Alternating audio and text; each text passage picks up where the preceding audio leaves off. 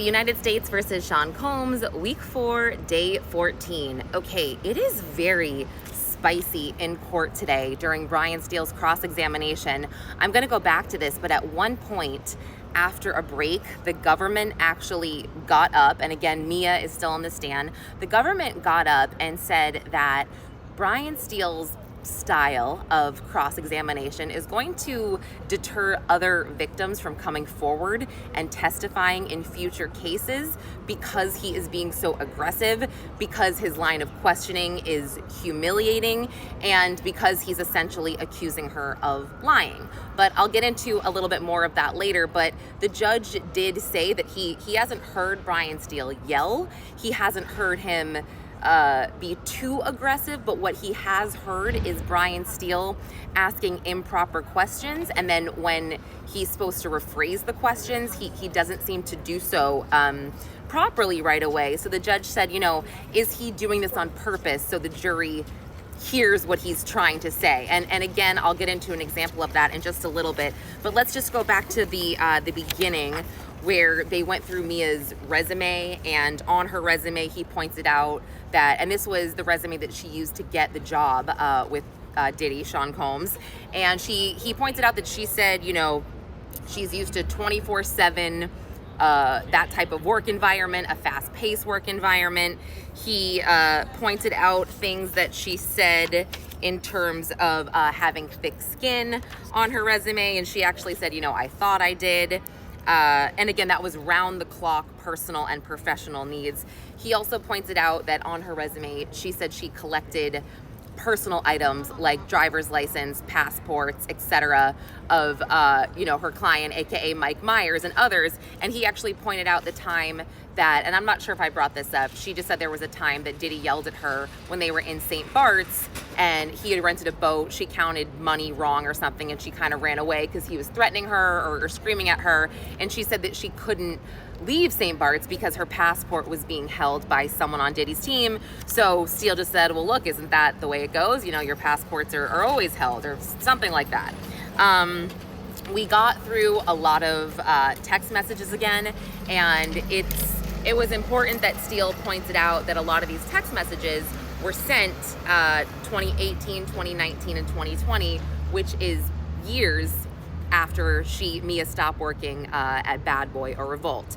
So she really stopped working at Revolt and Bad Boy in 2017, but she's sending Diddy Christmas texts that say, I love you, I'm thinking about you, multiple New Year's Eve texts. And then we actually saw a text that said that she had a dream, and this was in 2019. She had a dream she was trapped on an elevator with R. Kelly and that Diddy came to save her. We saw other text messages from 2019 where she was reminiscing about certain things that happened, and actually we heard some celebrity names there. She made a joke about running from Mick Jagger at a certain point, and then she said something along the lines of like Diddy making more money than Leonardo DiCaprio when they were gambling. I couldn't quite read it, but it said something like Diddy referred to Leonardo DiCaprio as that Titanic mother effer. It was kind of funny. And again, she said, I'm thinking of you a lot. This is an August 2020 message. And she said, I actually have a notes section in my phone, quote, funny shit Puff said. And Brian Steele said, well, do you have any notes in your phone about being brutalized? And then a lot of this also with this questioning about her, her not telling people, or her not telling her family or anyone that what happened to her in the last decade. She had said previously in a transcript that he read, when the jury was not there, by the way, because he was trying to get other pictures admitted as evidence, he had said, you said you never saw your family, you never saw your friends, there was no time for that, but these pictures they were about to show, which again did not get admitted into evidence after all, would show her at weddings, at baby showers, being with her friends and family. So that is one of the questions that Brian Steele kind of hammered in. Why didn't you tell anyone about what was going on? And her answer to that also was that she was brainwashed. And he actually said, that's your answer? You were brainwashed? And he just said, well, what does that mean? And she just said, again, she went back to the highs were high and the lows were low, and that it was just a very confusing time for her.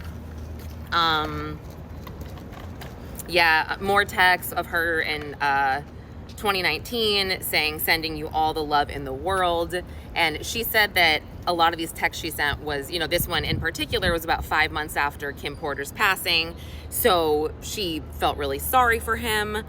She texted him in May of 2020 when Andre Harrell passed, a really, really nice message about, how he's so inspirational, Diddy, and that, Harrell will be proud of him, all this stuff.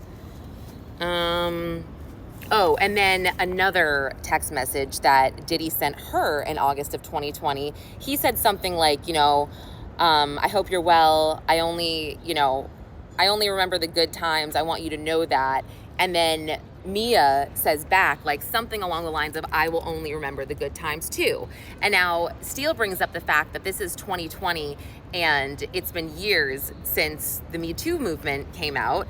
And he's asked her this before, but you know about the Me Too movement, you've heard of it, you're well aware of what was going on. You had said, previously that one of the reasons you didn't come forward is because social media was this place to kind of make it so your life is so perfect and wonderful, and the Me Too movement hadn't come out, blah, blah, blah. Well, it's out, now it's 2020. Why didn't you say anything? And again, she just goes back to, how it is being a victim and this and that, or a survivor. And then at one point, Brian Steele was just like, look, you talk a lot, or you refer to the experts a lot. Like, this is something for the experts. Well, how do you feel? There was an objection. And again, there was a lot of objections. And this was based on the way that Brian Steele was forming his questions. He has said, he has just come out and said multiple times, like, isn't it true that you are lying about being a victim? And Mia has said, nope, everything I've said in this courtroom is the truth. And she has a really positive demeanor in general, I've noticed. So she really seems to have a good attitude about a lot of this questioning, because again, it's been multiple occasions where Steele has said, are you telling the truth? It seems like you're not telling the truth.